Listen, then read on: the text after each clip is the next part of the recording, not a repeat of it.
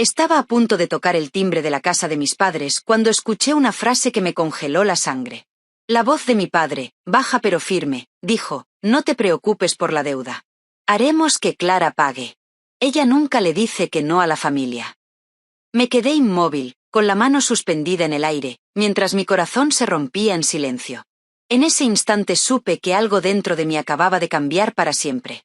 Mi nombre es Clara Mendoza, tengo 32 años, y jamás imaginé que mi propia familia sería capaz de planear, con tanta frialdad, como usarme como su solución financiera. Siempre fui la hija responsable. La que no falla. La que cumple. La que cuida. La enfermera que aceptaba turnos dobles, la que trabajó sin descanso durante la pandemia, la que jamás decía que no cuando la familia pedía ayuda. Ese martes acababa de recibir un bono de $1000 en el hospital. Un reconocimiento inesperado tras años de esfuerzo, noches sin dormir y decisiones difíciles. Iba caminando hacia la puerta de mis padres con una sonrisa, pensando en compartir la noticia, quizá proponer una cena improvisada, incluso ofrecerme a ayudar con esa reforma de cocina de la que mi madre hablaba desde hacía años. Así era yo. Siempre pensando en dar. Pero entonces escuché mi nombre, pronunciado como si fuera un recurso, no una persona. Ella pagará. Nunca dice que no. Antes de seguir, dime desde dónde estás viendo esta historia y deja un like si las historias de traición familiar también te hacen hervir la sangre. Suscribirte ayuda a que estas historias sigan saliendo a la luz. Crecí en las afueras de Chicago, en una casa modesta de 2 plantas, revestida de azul. Desde fuera, mi familia parecía normal. Mi padre, Ricardo Mendoza, trabajaba como contable en una empresa mediana. Siempre decía que entendía el dinero, aunque paradójicamente nunca supo gestionarlo bien en casa. Mi madre, Teresa, era maestra de primaria, dulce en apariencia, experta en hacer sentir culpa con una sonrisa. Sobre el papel éramos una familia de clase media funcional. Pero desde niña aprendí que en nuestra casa existían 2 reglas no escritas. La primera, mi hermano menor, Iván, siempre era la prioridad. La segunda, yo debía ser la fuerte. Iván es 4 años menor que yo. Desde que nació, capturó algo en mis padres que yo nunca logré despertar. Donde yo era organizada y aplicada, él era carismático y rebelde. Donde yo seguía las normas, él las rompía y aún así era perdonado. A mí me llamaban responsable. A él, espíritu libre. Con los años entendí que esa etiqueta, que parecía un elogio, en realidad era una carga. En el instituto mantuve un expediente impecable. Jugaba al voleibol, trabajaba los fines de semana en una farmacia y ahorraba cada dólar pensando en la universidad. Cuando cumplí 16 años, mis padres me ayudaron con $2000 para comprar un coche usado, pero solo después de que yo reuniera el resto. Estaba agradecida. De verdad. 4 años después, cuando Iván cumplió 16, mis padres le regalaron un coche nuevo. Sin ahorros. Sin condiciones. Cuando pregunté por la diferencia, mi madre me dijo: «Tú siempre fuiste independiente, Clara. Tu hermano necesita más apoyo». Ese patrón se repitió una y otra vez. En la universidad conseguí becas parciales y trabajé más de 30 horas semanales mientras estudiaba enfermería. Me gradué con préstamos que pagué en 5 años, sin ayuda. Iván, en cambio, fue a una universidad privada carísima, cambió de carrera varias veces y abandonó a mitad del camino. Mis padres pagaron todo. Nunca le pidieron que devolviera nada. Mi carrera profesional fue creciendo con esfuerzo. Pasé de enfermera de planta a supervisora, y finalmente a gerente de enfermería en un gran hospital. Durante la pandemia trabajé semanas de 60 horas. Vi a compañeros enfermar. Perdí pacientes. Aguanté más de lo que creí posible. El bono que recibí aquel martes era un pequeño reconocimiento a todo eso. Iván, por su parte, iba encadenando proyectos. Un negocio de camisetas personalizadas que duró meses. Una app de reparto que jamás consiguió inversores. Un supuesto negocio de importación del que nunca daba detalles claros. Cada fracaso era suavizado por mis padres con dinero, excusas y comprensión infinita. Aún así, yo seguía allí. Cenas de los domingos. Llamadas semanales. Regalos pensados. Para mí, la familia lo era todo.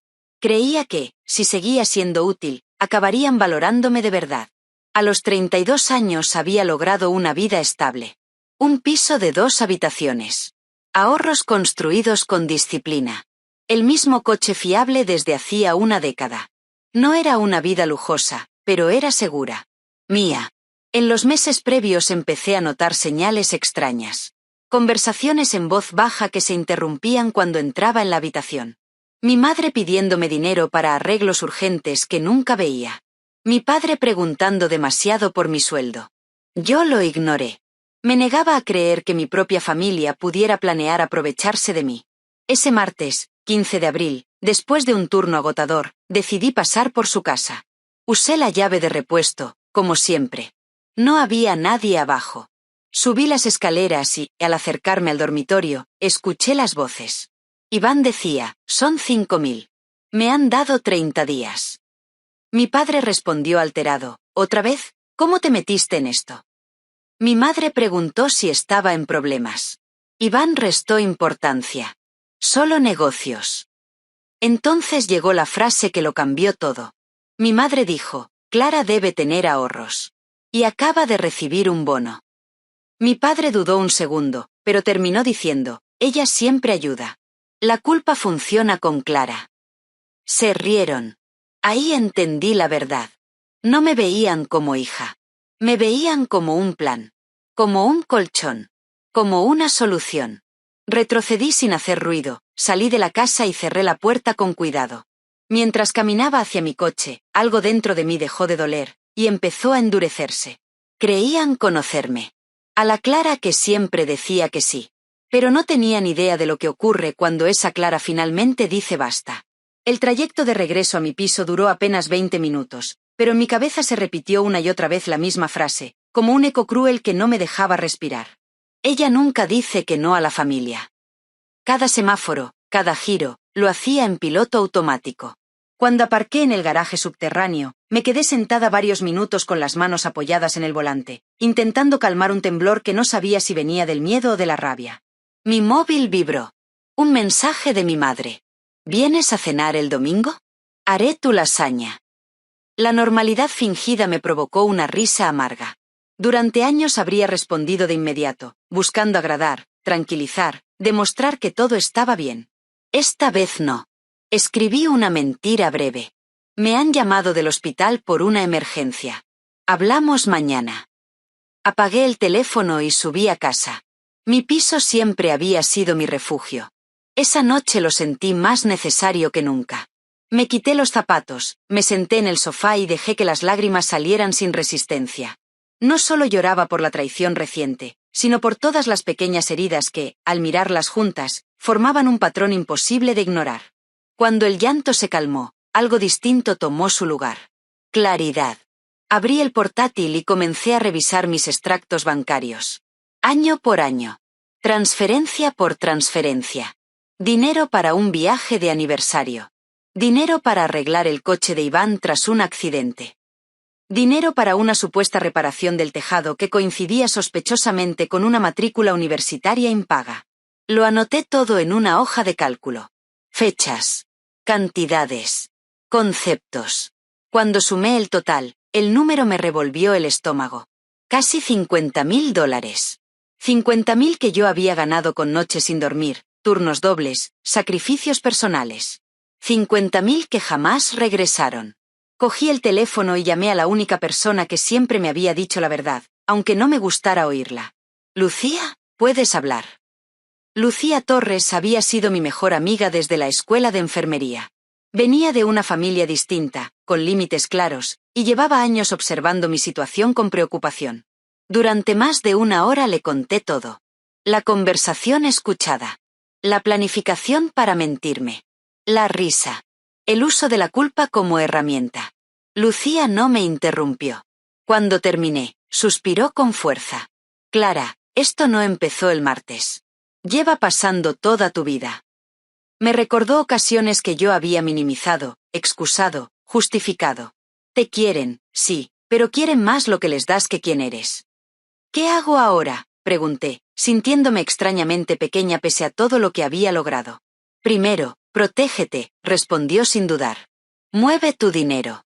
Cambia accesos. Y no vuelvas a explicar tus decisiones como si necesitaras permiso. Dormí poco esa noche. Cada recuerdo familiar parecía reescribirse con un nuevo significado. A la mañana siguiente, me levanté con ojeras, pero con una determinación que no había sentido nunca. Me vestí con ropa formal y, en cuanto abrió la cooperativa de crédito, entré decidida. Expliqué la situación sin entrar en detalles emocionales. Pedí abrir cuentas nuevas, cambiar contraseñas, eliminar usuarios autorizados. Mientras firmaba documentos, sentí una mezcla de culpa y alivio. Culpa por hacer algo que nunca me habían enseñado a hacer. Protegerme. Alivio por saber que, por primera vez, mi dinero estaba a salvo. Después me reuní con una asesora financiera recomendada por Lucía. Revisamos mis ingresos, mis ahorros, mis objetivos. También hablamos de algo que nunca había considerado seriamente. Límites financieros familiares. Ponerlos por escrito. No prestar dinero sin documentación. No discutir mis ingresos. Reservarme el derecho a decir no sin justificarme. Ver esas frases en papel fue casi terapéutico. Durante todo el día mi móvil vibró sin descanso. Llamadas de mi madre. Mensajes de mi padre. Un texto de Iván diciendo que tenía una oportunidad increíble de inversión y que necesitaba hablar conmigo el domingo. El guión se estaba cumpliendo exactamente como lo había escuchado tras aquella puerta. Esa noche tuve sesión con mi terapeuta, la doctora Rivas, a quien había acudido por estrés laboral durante la pandemia.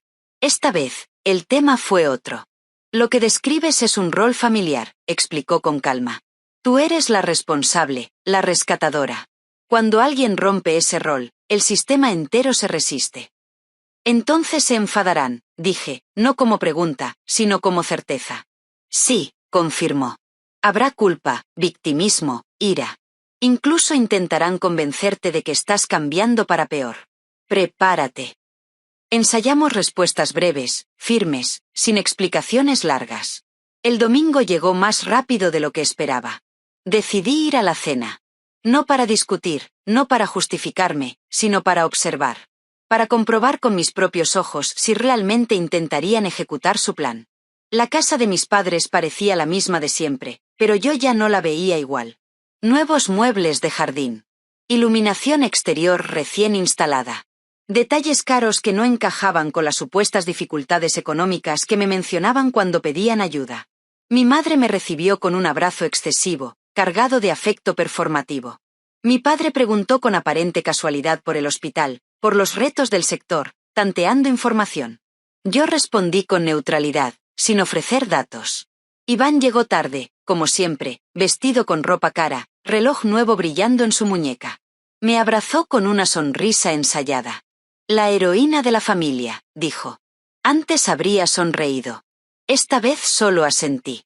Durante la cena, las palabras familia, apoyo y lealtad se repitieron como un mantra cuidadosamente elegido. Hasta que Iván lanzó el anzuelo. Estoy explorando una inversión increíble, dijo. Algo exclusivo. Escuché sin interrumpir. Hice preguntas. Observé cómo esquivaba los detalles. Cómo mis padres reforzaban su discurso. Y entonces, con calma absoluta, solté la frase que hizo que el aire se congelara. Esto tiene algo que ver con los $5.000 que debes. El silencio fue total. Las miradas. El miedo. La ira contenida. Lo escuché todo, dije sin elevar la voz. Escuché cómo planeaban mentirme. Cómo decidieron que yo pagaría. Las reacciones fueron exactamente las que me habían anticipado. Negación. Ataque. Culpa. Lágrimas estratégicas. Pero algo había cambiado. Yo ya no estaba confundida. Ya no dudaba de mí. Cuando me levanté para irme, no sentí la urgencia de convencerlos. Solo una certeza tranquila. Aquella noche no solo había escuchado una traición. Había despertado. Y en el fondo sabía que lo más difícil aún estaba por llegar. Salí de la casa de mis padres con una calma que me resultó casi inquietante. Cerré la puerta con suavidad, como si no acabara de romperse algo enorme detrás de mí. En el coche respiré hondo varias veces antes de arrancar. Mis manos no temblaban. Mi voz no se había quebrado. Y eso, curiosamente, me asustó más que el conflicto en sí. Porque por primera vez no estaba reaccionando desde el miedo, sino desde la claridad. La tranquilidad duró poco. Antes de llegar a casa, mi teléfono comenzó a vibrar sin descanso. Mensajes de mi madre alternando reproches y lágrimas. Audios de mi padre explicando, con tono severo, cómo la familia siempre se ayuda y cómo yo estaba exagerando una conversación privada. Mensajes de Iván que pasaban de la amenaza a la súplica en cuestión de minutos. Te arrepentirás. No quise hacerte daño. Solo necesito un empujón. No respondí.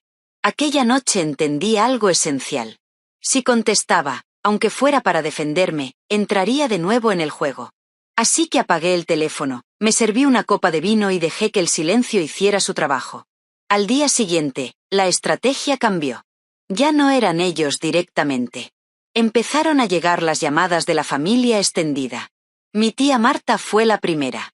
Clara, tu madre está destrozada, dijo sin saludo previo. Dice que tuviste una crisis y acusaste a todos injustamente. Respiré hondo, recordando las frases que había ensayado en terapia. No fue una crisis. Escuché cómo planeaban manipularme para pagar una deuda que no es mía. Seguro que fue un malentendido, insistió. Tu madre jamás haría algo así. Le expliqué con calma los detalles. Las cifras. Las risas. El plan. Hubo un silencio incómodo al otro lado de la línea. Bueno, dijo finalmente, aunque fuera así, la familia es la familia. Esa frase, repetida tantas veces, ya no tenía poder sobre mí. La familia no debería construirse sobre la culpa, respondí. Colgué con educación, pero con firmeza. Durante los días siguientes supe que mis padres habían activado todo su arsenal emocional. Contaron su versión, cuidadosamente editada, a primos, tíos e incluso antiguos vecinos. En su relato yo era la hija exitosa que se había vuelto fría, arrogante, insensible. La que había olvidado de dónde venía. Algunos me escribieron para hacerme entrar en razón. Otros, en silencio, dejaron de hablarme. Lo más bajo llegó cuando mi padre llamó al hospital. Dijo estar preocupado por mi estado mental y por decisiones impulsivas que, según él, podían afectar mi desempeño profesional. Cuando mi supervisora me llamó para comentarlo, sentí un nudo en el estómago. No de miedo, sino de asco. Incluso así, el intento fracasó. Mi trayectoria hablaba por mí. Mi reputación no se sostenía sobre la opinión de mi familia. Una tarde recibí una llamada inesperada de mi prima Laura, que trabajaba en una entidad bancaria. Hablaba en voz baja. No debería decirte esto, confesó, pero creo que necesitas saberlo. Tus padres sacaron una segunda hipoteca hace meses. 75.000. Sentí que el aire se volvía denso. ¿Para Iván?, pregunté, aunque ya conocía la respuesta. Sí. Y están teniendo problemas para pagarla. Las piezas encajaron de golpe. El lujo reciente. Las prisas. El plan para que yo ayudara. Ya habían pagado la deuda. Solo querían que yo asumiera las consecuencias. Esa noche lloré, no por ellos, sino por la magnitud de la negación en la que habían vivido todos estos años. Poco después supe la verdad completa. El supuesto negocio de Iván no existía. Las deudas no venían de inversiones fallidas, sino del juego. Grandes cantidades perdidas con gente peligrosa. La historia de la inversión era solo una excusa para sacarme dinero sin levantar sospechas. La presión aumentó. Iván apareció una mañana en la entrada del hospital, exigiendo hablar conmigo. Gritó. Lloró. Culpó. La seguridad tuvo que escoltarlo fuera.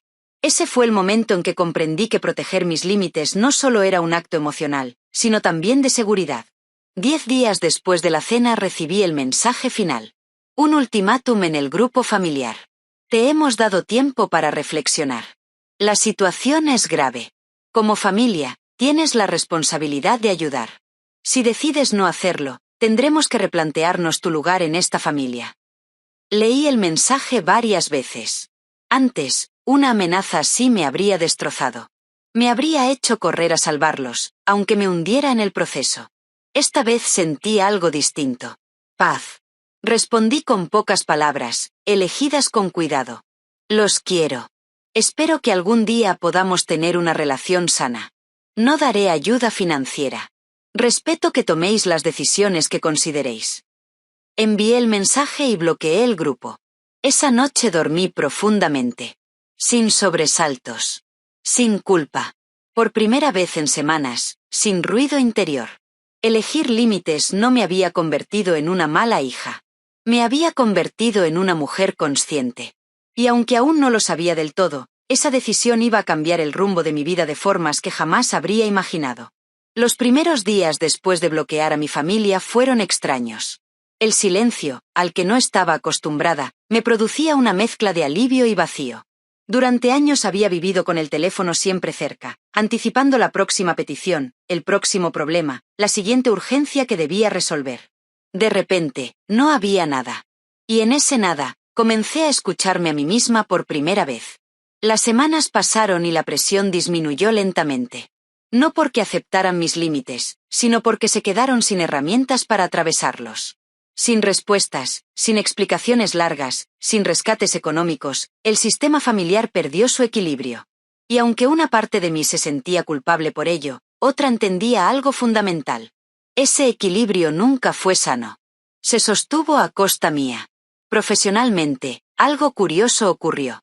Sin la carga emocional constante, mi energía cambió. Empecé a rendir mejor, a pensar con más claridad, a disfrutar de mi trabajo sin esa sensación permanente de estar agotada incluso antes de empezar. 3 meses después, el hospital anunció una reestructuración. Me ofrecieron el puesto de directora de enfermería de toda la unidad de cuidados intensivos. Acepté sin dudar. Por primera vez, celebré un logro sin sentir la necesidad de minimizarlo para no provocar celos o demandas. En casa, mi piso dejó de ser solo un lugar de paso. Lo transformé en un espacio que reflejaba quién era ahora. Cambié colores, moví muebles, adopté una gata rescatada a la que llamé Luna. Cada pequeño cambio era una declaración silenciosa. Esta es mi vida. Y es suficiente. 6 meses después de aquella tarde frente a la puerta de mis padres, recibí una llamada inesperada. No era de ellos, sino de mi prima Laura. Tu padre está en el hospital, me dijo con voz contenida. Un infarto leve. Colgué y me quedé mirando la pared durante un largo minuto. No sentí pánico.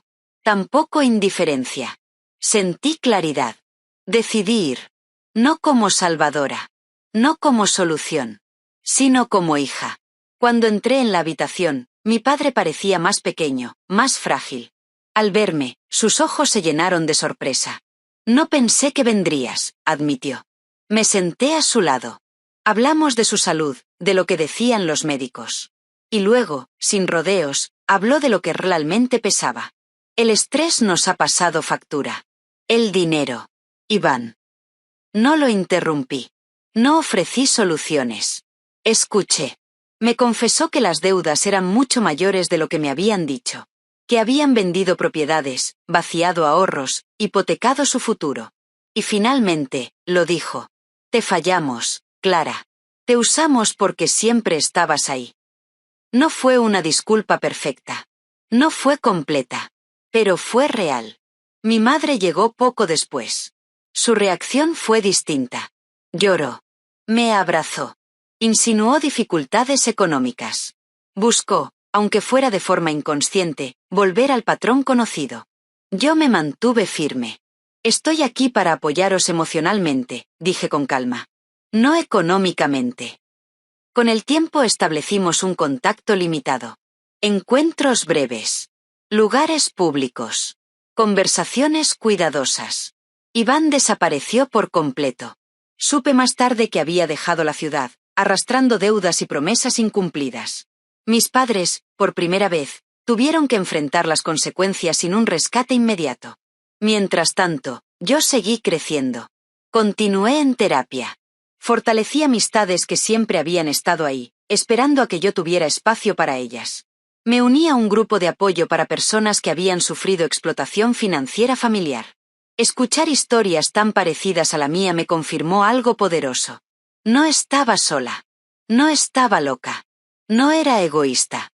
Con el tiempo, incluso transformé el dolor en propósito. Ayudé a crear talleres sobre límites financieros y dinámicas familiares en el hospital.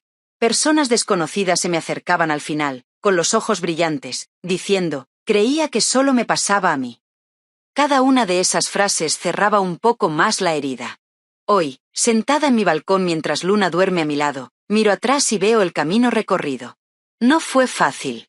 Aún hay días en los que duele. Días en los que extraño la familia que desearía haber tenido, no la que tuve. Pero también hay algo nuevo. Paz. Aprendí que decir no es traicionar a nadie. Es ser leal a una misma. Que la culpa no siempre es una señal de estar haciendo algo mal, sino de estar rompiendo patrones que nunca fueron justos. Que ayudar sin límites no salva a nadie, solo perpetúa el daño. Y, sobre todo, aprendí que mi valor no depende de cuánto doy, sino de quién soy. Si estás escuchando esta historia y reconoces algo de tu propia vida en ella, quiero que sepas esto. Tienes derecho a protegerte. A poner límites. A elegirte, incluso cuando eso incomoda a quienes se beneficiaban de tu silencio. Cuéntame en los comentarios si alguna vez tuviste que decir no a tu propia familia y cómo te hizo sentir. Si esta historia te removió por dentro, dale like, suscríbete al canal y compártela con alguien que necesite escuchar que cuidarse también es un acto de amor. Gracias por escuchar. Y recuerda, el amor verdadero no te vacía. Te sostiene.